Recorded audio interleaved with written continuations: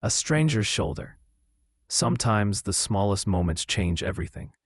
On a cold night in New York City, inside a crowded subway train, a young mother sat down, exhausted after a long day. She didn't know that when she closed her eyes and leaned against the stranger's shoulder, her entire life was about to shift forever. The story. Her name was Lily Parker. She was 28, a single mom, and life had not been kind to her. By day, she worked as a cashier in a grocery store. By night, she waited tables in a small diner. Rent, bills, and daycare swallowed everything she earned. Most days, Lily didn't even have time to breathe. That night, after her shift ended past midnight, she carried her little daughter, Sophie, onto the subway. Sophie was asleep in her arms. Lily sat down, holding her close. The rocking of the train, the hum of the tracks, and the weight of exhaustion pulled her under. Without meaning to, she leaned against the shoulder of the man sitting next to her. The man didn't move. He didn't push her away. He simply sat still, letting her rest. When the train stopped, Lily jolted awake, embarrassed. I'm so sorry," she whispered, her face flushing. The stranger turned his head.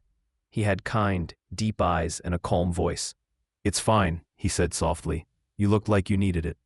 Lily quickly stood, clutching Sophie tighter, and hurried out. She thought she would never see him again. But she was wrong. A week later, at the diner where Lily worked, that same man walked in. Except this time, he wasn't in simple clothes.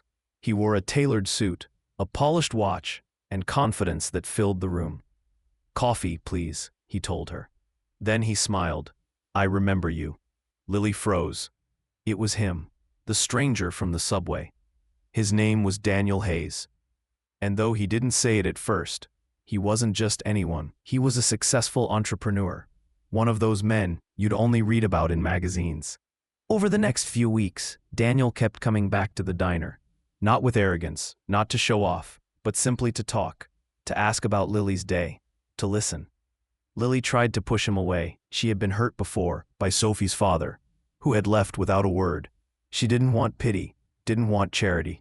But Daniel never treated her like a project. He treated her like an equal. And Sophie adored him. Slowly, walls came down. Dinners turned into long walks. Conversations turned into laughter.